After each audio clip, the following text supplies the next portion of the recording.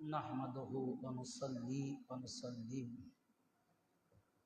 अला रसूलिहिल नबीइल अमीनिल करीमिर रऊफिर रहीम व अला आलिहि व अहलि बैतिहि तय्यिबीन व ताहिरीन वल मासूमीन अजमईन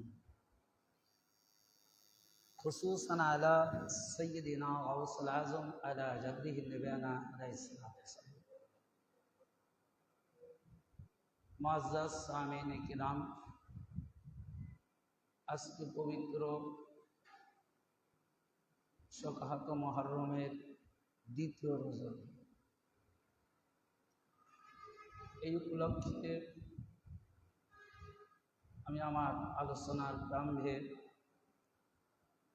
আমার আকা মাওলা রাসূল পাক সাল্লাল্লাহু আলাইহি সাল্লামের পবিত্র আওলাদ পাক জামানার ইমাম বর্তমান গাদীনশীন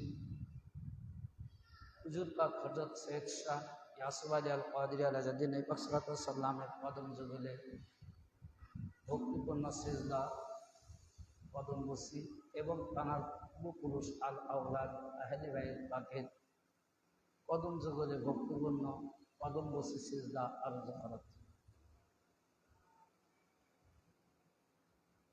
আজকে দ্বিতীয় রজনীতে আলোচনা করার সৌভাগ্য যে মুহররম মাসের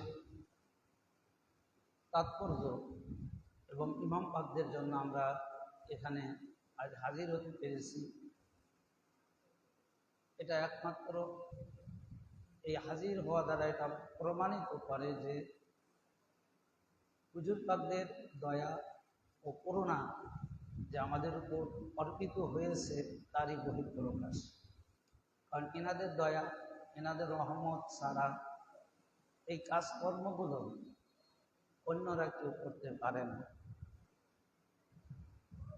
আজকে দেখেন যে রাসূল পাক সাল্লাল্লাহু আলাইহি সাল্লাম এবং শহীদ সম্রাট ইমাম হুসাইন আলাইহিস সালাম পাকের সম্পর্কটা কি ছিল, এরই সাথে একটা হাদিস আমি আপনাদের মাঝে আলোচনা করে তারপরে কিভাবে মক্কা মদিনা থেকে মক্কা হতে ইরাকের উদ্দেশ্যে, ইরাক তথা কুফার উদ্দেশ্যে, আর সে কুফায় না গিয়ে কারবালার মহল্লায় পৌঁছাইলেন, তারই ধারাবাহিকভাবে আলোচনা করবো যদি আমার মালিক পাক তিনি আমার প্রতি দয়া করেন।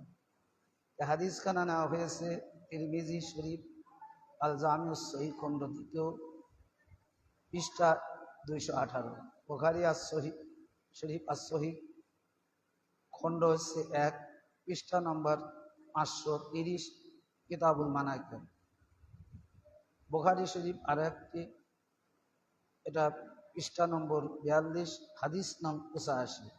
নাসাই শরীফ থেকে হাদিস খানা নেওয়া হয়েছে, নাসাই শরীফের 5ম খণ্ড পৃষ্ঠা 50 হাদিস নং 8530। আহমদ বিন হাম্বল আল মুসনাদ 2য় খণ্ড 83 পৃষ্ঠা হাদিস নং 5675।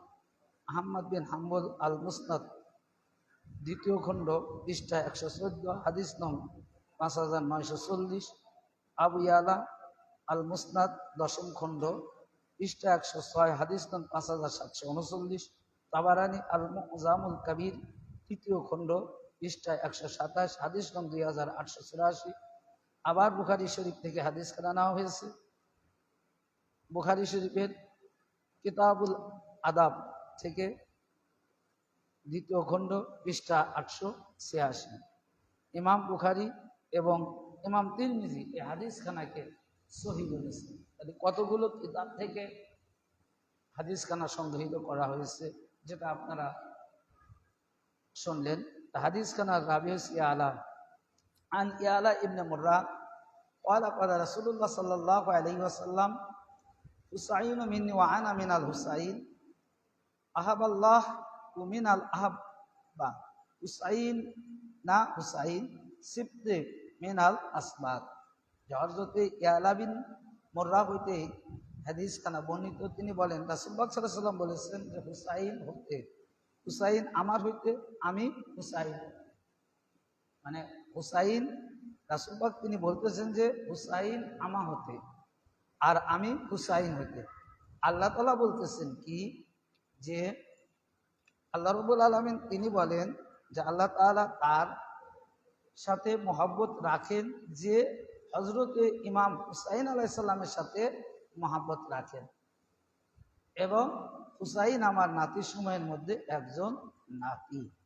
তাহলে এই হাদিস দ্বারা স্পষ্ট প্রমাণিত হলো যে রাসূল পাক এবং মাওলা ইমাম হুসাইন আলাইহিস সালাম এর মধ্যে যে কতটুকু কি পার্থক্য কি রয়েছে, এই হাদিস দ্বারাই আপনারা এটা উপলব্ধি করতে পারেন।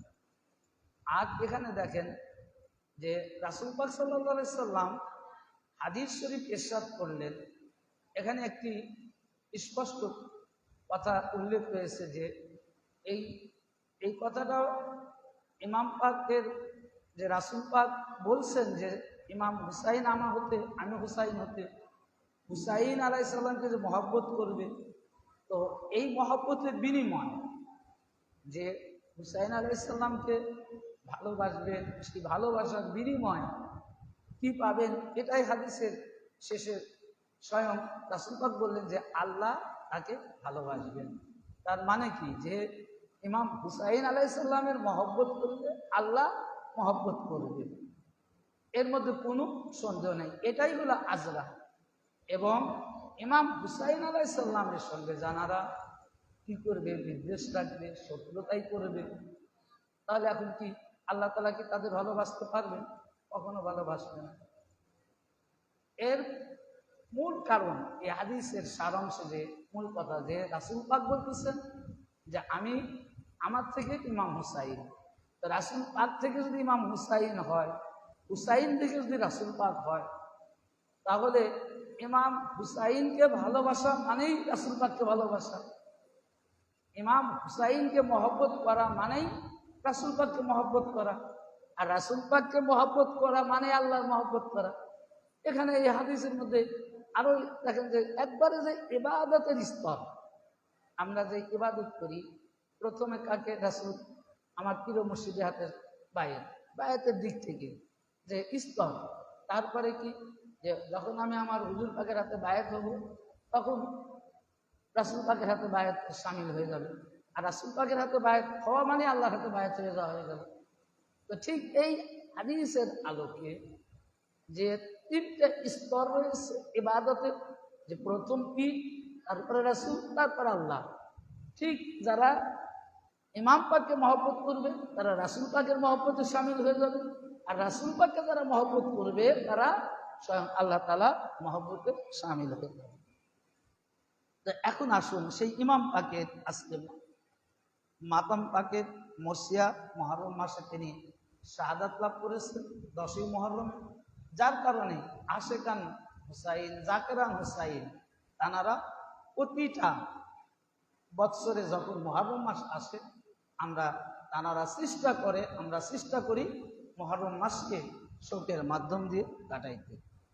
তো এখন যে ঘটনাটা আমি আলোচনা করব, এটা আসছে আল্লামা মাজলিসি বিহারুল আনোয়ারে এই ঘটনাটা বর্ণনা করা হয়েছে। আসলে দলিল ছাড়া আমরা কোনো কথা বলি না, কারণ মুহররমের ওয়াজ করতে গেলে আমার প্রিয় মুর্শিদ পাক তথা দাদা হুজুর পাক যে লেখা লিখছেন, যদি ওই আলোকে ওয়াজ করতে যাই, অসংখ্য ঘটনাবলী রয়েছে এক একটা নাওয়া পাকের মধ্যে।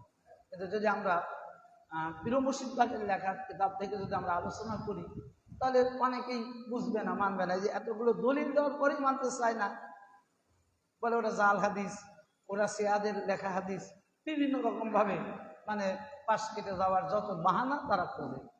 যার কারণে আমরা যখন আলোচনা আসি, তো আমাদের প্রিয় মুর্শিদ পাকের লেখা কিতাব থেকে আমরা আলোচনা করলে অসংখ্য ইমাম পাকদের আলোচনা করা যায়, কিন্তু আমরা ওদিকে কেন, যে আমার পীর ভাই পীর বোনেরা তো এদের তো কোনো দলিল লাগবে না, তারা বিশ্বাস করবে, কিন্তু বাইরে যারা, যেহেতু ওয়াজ লাইভ চলছে, বিভিন্ন দেশের মানুষ শুনছে, এই ওয়াজ ইউটিউবে চলে যাবে, ইউটিউবে এমন একটা আপনারা ভালো জানেন যে ওটা কারো অ্যাড লাগে না, প্রত্যেকটা মোবাইলই তারা দেখতে পারে, যার কারণে আমরা বাইরের কিতাব থেকে কোটেশনগুলো দেই।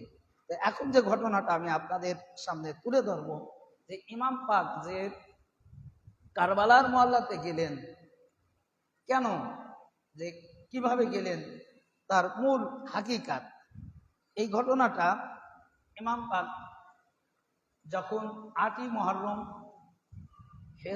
সরি ৮ই জিলহজ যখন হজের কার্যে ছিলেন, তো হজ করার থেকে তিনি হঠাৎ করে এহরাম ছেড়ে দিলেন, বড় হজ না করে এহরাম ছেড়ে দিলেন।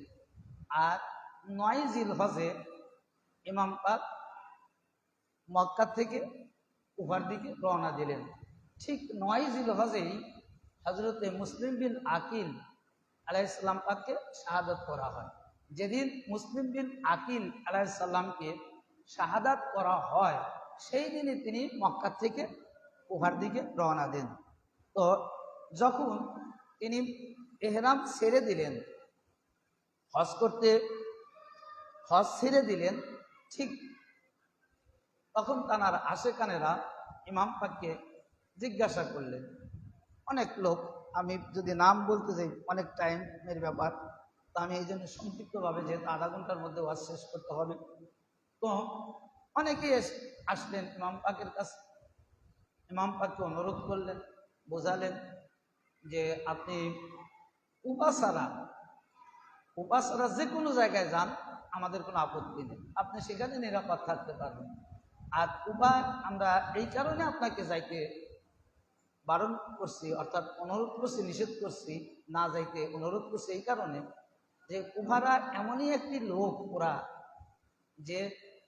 ওরা বারবার নাভিকি করেছে। প্রথমে মওলা আলী আলাইহিস সালামকে ডেকে নিয়ে তার পিছন থেকে কেটে পড়ে তার সাথে মুনাফিকি করে তাকে মসজিদের কুফার মধ্যে শাহাদাত শহীদ করেছে, একটা গাদ্দারি অর্থাৎ মুনাফিকি করেছে। তারপরে ইমাম পাক তানাকেও ওরা ডেকে নিয়েছিলেন। ওরা এক পর্যায়ে যুদ্ধের মাঠে চলে গেছে, একজন সেনাপতি গায়েব হওয়ার কারণে। আমি ঘটনায় যাব না, এটা সংক্ষিপ্ত, যে সেই লেজ ধরে ওরা পুরা ইমাম পাকের অর্থাৎ বড় ইমাম পাকের সঙ্গ ছেড়ে ওরা মুনাফিকি করে। এই জন্য ইমাম পাককে তানারা বলতেছেন যে আমরা দেখছি যে মওলা আলী আলাইহিস সালামের সাথে ওরা মুনাফিকি করেছে, আবার বড় ইমাম পাকের সাথে ওরা মুনাফিকি করেছে, সুতরাং আপনি যদি যান আপনার সাথে ওরা মুনাফিকি করবে। কারণ এটা ওদের বৈশিষ্ট্য মুনাফিকি করা, তাদের ওই কুফাবাসীদের। সেই জন্য আমরা আপনি কুফা না গিয়ে আপনি অন্য যে কোনো জায়গায় যাবেন, আপনার আশেকান ভরপুর রয়েছে সারা আরব বা পৃথিবীর মধ্যে, যে এমন কোনো জায়গায় নাই যে আপনার আশেকান নেই, কিন্তু শুধু আপনি কুফার দিকে যাবেন না। তো এইরকম বিভিন্ন ব্যক্তিরা, তার শুভাকাঙ্ক্ষীরা ইমাম পাককে অনুরোধ করছেন কুফা না যাওয়ার জন্য। তো মুহাম্মদ বিন হানাফিয়া ইমাম পাকের ভাই, তো সর্বশেষ তিনি এসে ইমাম পাককে অনুরোধ করলেন কুফা না যাওয়ার জন্য। তো যখন অনুরোধ করলেন, তখন ইমাম পাক এই ঘটনাটা উল্লেখ করলেন। এখন যে ঘটনাটা আমি আপনাদের কাছে বলতে যাচ্ছি, যে আমি কেন কুফায় যাব। কুফাবাসীরা তো চিঠি লেখছেই, একের পর এক, প্রায় 2 বস্তা চিঠি লেখছে ইমাম পাককে যাওয়ার জন্য। তো যখন এত চিঠি, যে ইমাম পাক তখন মদিনাতে ছিলেন, মদিনায় রাসূল পাকের রওজা পাকে গেলেন প্রথম একদিন, যে আমি কি করতে পারি এই অবস্থায়, যে আমি যে কুফাতে যাব, এত চিঠি লিখছে, তা আমি কি করি দেখি, আমি নানার রওজা পাকে যাই, গিয়ে আমি চেষ্টা করি যে আমার নানা কি বলেন। তো তখন প্রথম রজনীতে ইমাম পাক ফজর পর্যন্ত রাসূল পাকের রওজা পাকে কাটালেন, নামাজ পড়লেন, কোরআন পড়লেন, বিভিন্ন তাসবিহ তাহলিল করে ফজর পর্যন্ত তিনি কাটালেন। কাটানোর পরে প্রথম রজনীতে তিনি কিছু পেলেন না, তিনি আবার চলে আসলেন বাসায়। এরপর তিনি কি করলেন, ওই রকম ভাবেই তিনি কি করলেন, নামাজ শেষ করলেন, তাসবিহ শেষ করলেন, এবং তিনি একটি না না, হুজুর পাক সাল্লাল্লাহু আলাইহি সাল্লামের রওজা মুবারক, এবং আমি অন্য কেউ নই, আমি সেই ব্যক্তি যাকে রাসূল পাক নিজের, আমি এই মাজার পাকে এবং যিনি এখানে শায়িত আছেন তার অধিকারের মাধ্যমে অনুরোধ করি যে আপনি আমার জন্য তা বের করে আনেন যা আপনার এবং আপনার মাহবুব দ্বারা অনুমোদিত। যে সর্বশেষ রওজা পাকে গিয়ে তিনি এই প্রার্থনাটুকু মহান আল্লাহ দরবারে করলেন যে ইয়া রব্বুল আলামিন, হে আমার পরওয়ারদিগার আলম, আপনি আমাকে সেটাই বের করে দেন, আপনি আমাকে সেটাই উন্মোচন করে দেন যেটা করলে আপনার এবং রাসূল পাকের কি হবে, তারা অনুমোদিত আছে। তার মানে যে ইমাম পাক তিনি বলতেছেন যে আপনি যেটা চান না, হুজুর পাক যেটা চান নাই, ওটা আমি কখনো করব না। যেটা আপনি এবং আপনার নবী যেটা অনুমোদন দিয়েছেন, আমি যাতে সেইটা করতে পারি, আমাকে সেই কাজ করার তৌফিক দান করেন। এবং এই দোয়া করতে করতে ইমাম পাক অনেক কাঁদলেন, যে এত কাঁদলেন যা ভাষার আসলে প্রকাশ করার মতো নয়। তখন তিনি তার মাথাকে রাসূল পাকের রওজা মুবারকের উপর রেখে দিলেন, অর্থাৎ কান্না করতে করতে রাসূল পাকের রওজা মুবারকের উপর মাথা রেখে দিয়ে তিনি ঘুমায় পড়লেন। ঠিক সেই ঘুমের মধ্যেই স্বপ্ন দেখতেছেন যে হুজুর পাক সাল্লাল্লাহু আলাইহি সাল্লাম স্বপ্ন দেখাচ্ছেন কাকে? ইমাম পাককে, যে তার বামে ডাইনে সামনের দিকে অসংখ্য ফেরেশতারা কি করেছে, রয়েছে। অর্থাৎ এত ফেরেশতার সাথে রাসূল পাক হাজির হয়েছে যেটা প্রকাশ করার মতো নয়। এবং তিনি কি করলেন, সেই ফেরেশতাদের মাঝ দিয়ে ইমাম পাকের নিকটে আসলেন এবং আসছেন, এবং রাসূল পাক সাল্লাল্লাহু আলাইহি সাল্লাম ইমাম পাকের কাছে এলেন। ইমাম পাকের পবিত্র মাথা কি করলেন, রাসূল পাক বুকের সাথে চেপে ধরলেন। যেরকম তাকে দুনিয়ার জিন্দেগিতে, জাহিরাতের জিন্দেগিতে যেরকম ভাবে ইমাম পাককে ভালোবাসতেন, ঠিক ওই রকম ভাবে ইমাম পাককে এত মহব্বত করলেন যে তার নিজের মাথা মোবারক হুজুর পাকের বুকের সাথে এত চেপে ধরে, এবং তিনি কি করলেন, তার দুই চোখের মাঝখানে চুমা দিলেন। চুমা দেওয়ার পরে এবারে তিনি বলতেছেন যে হে আমার প্রিয় হুসাইন, আমি দেখতে পাচ্ছি তুমি রক্তের মাখামাখি হয়ে গেছো, দুঃখ পরীক্ষা অর্থাৎ কারবালা স্থানে তুমি এমন একটি জায়গায় পৌঁছেছো যে আমার পরে, অর্থাৎ যারা আমার উম্মত হিসেবে দাবি করবে তাদের মধ্য থেকে একদল লোক, কিন্তু আসলে তারা আমার উম্মত নয়, তারা প্রকৃত মুনাফিক, সেই মুনাফিকের একটি দল তোমার মাথা কেটে ফেলছে। তুমি পিপাসার্থ, অথচ তারা তোমার পিপাসা মেটাচ্ছে না। এ সত্ত্বেও তারা আবার এটাই ক্ষান্ত না, এরপরেও তারা কি করবে, তারা আমার শাফাত চাবে, তারা আমার কাছে আমার শাফাতের জন্য তারা কি করবে, দোয়া করতেছে। এত কঠিন কাজ করার পরেও তারা কি করবে, তারা আমার নিকটে আমার শাফাতের চাইবে। কিন্তু আমি আশা করি যে কিয়ামতের দিন আল্লাহ যেন তাদের থেকে আমার শাফাত দূরে সরিয়ে দেন। তো হুজুর পাক তিনি বলতেছেন, ওই রওজা পাক থেকে ইমাম পাকের মাথা তার বুকের সাথে লাগিয়ে, এবং তিনি তার দুই চোখের মাঝে চুম্বন খেলেন। খাবার পরে তিনি বলতেছেন যে আমি কারবালাকে দেখতে পাচ্ছি।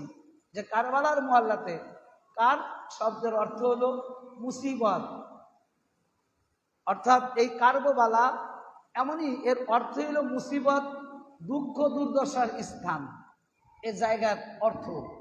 তো সেই দুঃখ দুর্দশা মুসিবতের মধ্যে তুমি পিপাসায় কাতর হয়ে গেছো, পিপাসার জন্য তুমি কি করছো, পানি চাচ্ছ, কিন্তু তারা তোমাকে পানি দিচ্ছে না, তারা তোমার গোটা শরীরকে রক্তে রঞ্জিত করে দিচ্ছে, এমনকি তুমি শহীদ হয়ে গেছো।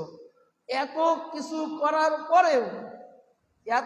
করার পরেও, ওরা কি করছে, আমার সুপারিশের আশা করছে। যে রোজ মাহশরের দিন যেন আমি ওদের জন্য সুপারিশ করি। কিন্তু আমি চাই মহান আল্লাহর কাছে প্রার্থনা করি যে মহান আল্লাহ রাব্বুল আলামিন যেন আমাকে ওই সকল লোকদের সুপারিশ করার থেকে যেন আল্লাহ আমাকে দূরে সরে রাখে। তাহলে এই যে ঘটনাটা আমরা এখন দেখলাম, শুনলাম, এটা দ্বারা কি বোঝায় যে যারা আজকে মুহররমের বিদ্বেষী, ইমাম পাকের যারা শহীদ করেছে, এনারা সুপারিশ পাইতে পারে? এই জন্য সঠিক ইতিহাস পড়তে হবে।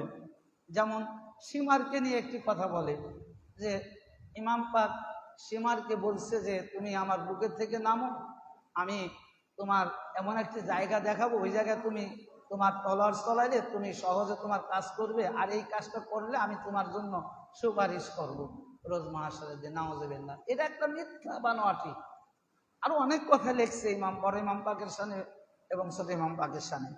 আসলে সঠিক ইতিহাস আমাদের জানতে হবে, বুঝতে হবে, তারপরে আমরা হয়তো ইমাম পাকদের শানে আমরা কিছুটা হলে বুঝতে পারবো। তো আল্লাহর নবী তিনি বলতেছেন যে আপনি আমাকে আল্লাহর কাছে তিনি যে প্রার্থনা করতেছেন যেন আমরা আল্লাহ যেন আমাদের কি করে ওদের সুপারিশ থেকে দূরে সরায় রাখেন। এবং তিনি বলতেছেন কি যে হে আমার সন্তান, তোমার বাবা, তোমার মা এবং তোমার ভাই আমার কাছে এসেছে, তারা তোমার সাথে দেখা করতে চায় এবং বেহেশতের এমন এক উচ্চ সম্মান অর্জন করেছো, তুমি যদি শহীদ না হও তুমি সেখানে পৌঁছাবে না।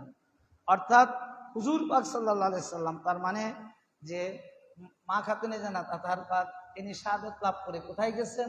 রাসূল পাকের নিকটে গিয়েছেন। মাওলা কায়নাত পাক শাহাদাত লাভ করে কোথায় গেছেন? রাসূল পাকের নিকটে গেছেন। এবং বড় ইমাম পাক তিনি শাহাদাত লাভ করে কোথায় গেছেন? রাসূল পাকের নিকটে গেছেন। এবং নিকটে গিয়ে কোথায় আছেন? তারা জান্নাতের মধ্যে আছেন।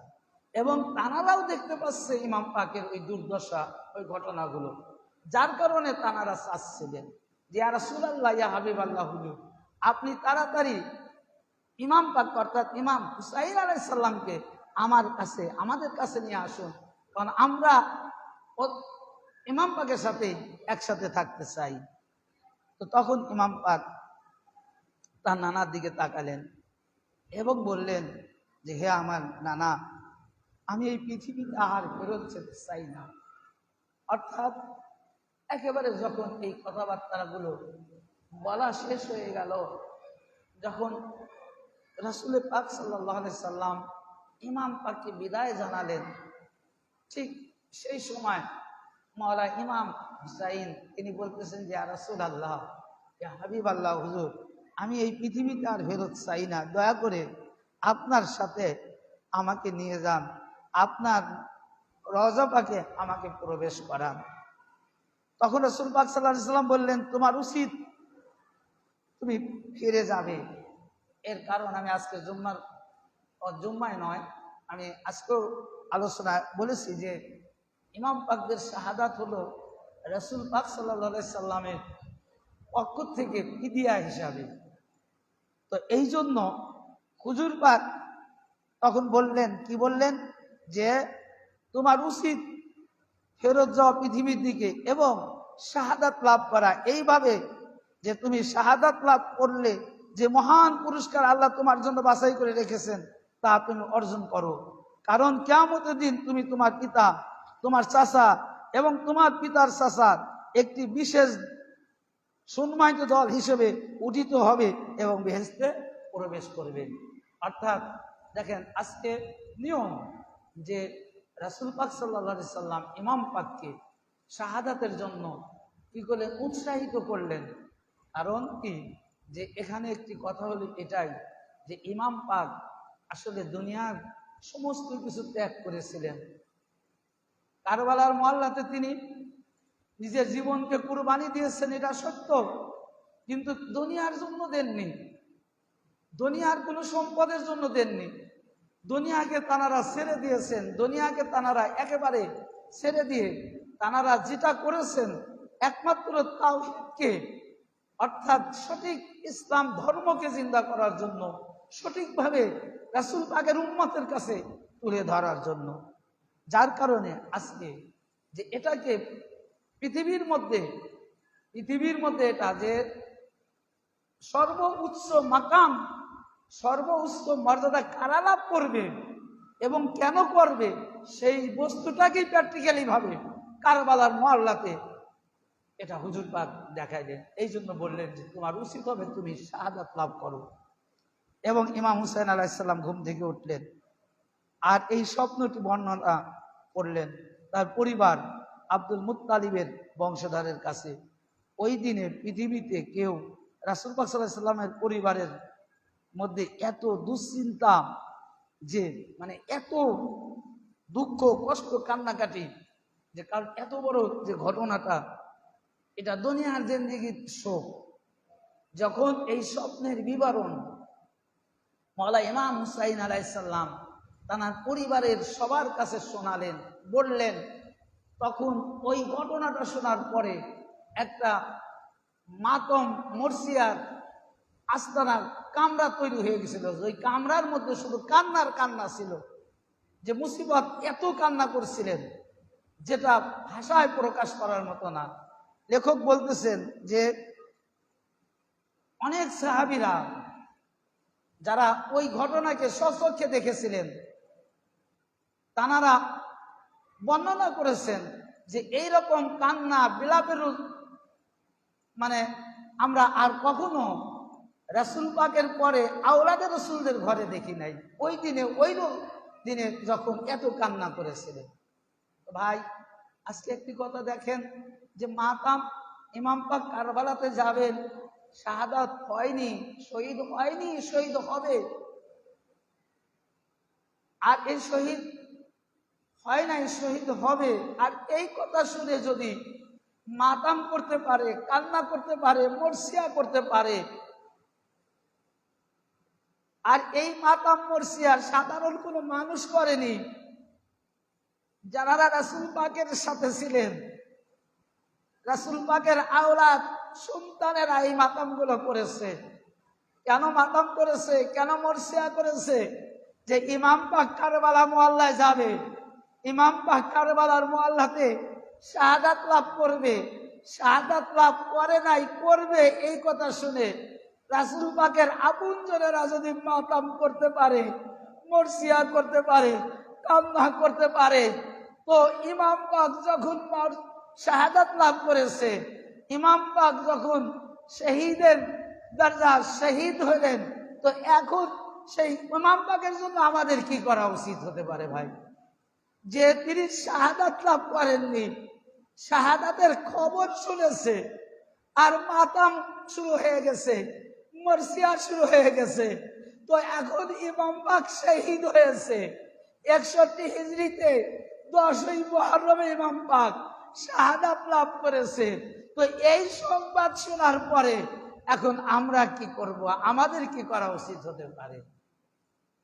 তাই এটাও রাসূল পাকের আওলাদ, রাসূল পাকের সন্তানেরা ইমাম পাকের জন্য যে মাতাম করতে হবে, মরসিয়া করতে হবে, দুঃখ কষ্টের গামের মধ্যে ইমাম পাকের জন্য যে সময় কাটাতে হবে, তারই বহিঃপ্রকাশ প্র্যাকটিক্যালি তারা দুনিয়ার জিন্দেগিতে নিজেরা ইমাম পাকের জন্য মাতাম করে শরিয়াতে জায়েজ করে দিয়ে গেলেন, শরিয়াতের দলিল হিসাবে স্পষ্ট প্রমাণ করে দিয়ে গেলেন যে ইমাম পাকের জন্য কান্না জায়েজ, ইমাম পাকের শাহাদায় শহীদের কথা স্মরণ করে মাতাম করা জায়েজ, ইমাম পাকের জন্য রোজা রাখা জায়েজ, ইমাম পাকের জন্য পানি ছেড়ে দেওয়া জায়েজ, ইমাম পাকের জন্য মরসিয়া করা জায়েজ। অর্থাৎ যার হৃদয়ের মধ্যে যতটুকু যেরকম মহব্বত থাকবে ইমাম পাকের জন্য সেইটুকু করা, এটা জায়েজ জায়েজ। সেটা প্র্যাকটিক্যালি ভাবে দুনিয়ার জিন্দেগি থেকে নবী পরিবারের সদস্যরা, আলে রাসূলের সদস্যরা তারা দেখা দিয়ে গেলেন, এটা দেখা দিয়ে গেলেন। তো সেই দিন ছিল দুঃখের। এরপরে ইমাম পাক যাত্রার জন্য প্রস্তুতি নিতে থাকলেন। এই ঘটনা যখন মুহাম্মদ বিন হানাফিয়া শুনলেন, তখন তিনি নীরব হয়ে গেলেন, চুপ হয়ে গেলেন। আর রাসূল পাকের আওলাদ তিনি বললেন যে তুমি মদিনার খবর কখন কি হয় আমাকে জানানোর চেষ্টা করো। এইটা বলে তিনি মধ্যরাতে তার মা আবার তার মার অর্থাৎ ফাতিমা সালামুল্লাহ এবং ইমাম হাসান আলাইহিস সালামের মাজার পাকে গিয়ে তিনি শেষ বিদায়ী সালাম জানালেন এবং ফজরের সময় যখন তিনি বাসায় ফিরলেন এই ভাই মুহাম্মদ ইবনে হানাফিয়া তার কাছে আবার এলেন, বললেন হে প্রিয় ভাই, আপনি আর সবার চাইতে আমার কাছে প্রিয় ভালোবাসা এবং আপনি ছাড়া কাউকে আপনার উপদেশ ছাড়া কারো উপদেশ মানি না এবং আপনি হলেন আমাকে একমাত্র উপদেশ দেওয়ার মতো যোগ্য ব্যক্তি। আর আপনি আমার জীবন, আমার রূহ এবং আমার চোখ, আমার সকল পরিবারের গুরুজন থেকে আপনি আমার কাছে সবচাইতে বেশি আনুগত্যশীল যোগ্য ব্যক্তি। এই কথা বলে তিনি বিদায় জানালেন এবং আপনি জান্নাতের যুবকদের সর্দার হিসেবে আল্লাহ তাআলা আপনাকে বাছাই করেছেন। এই কথা বলে তিনি এই হাদিসখানা যে যুবকদের সর্দার, এই হাদিসখানা বর্ণনা করে হযরতে ইমাম পাককে বিদায় দিলেন। অর্থাৎ সেই দিন তিনি মদিনা থেকে মক্কায় আসলেন। আমি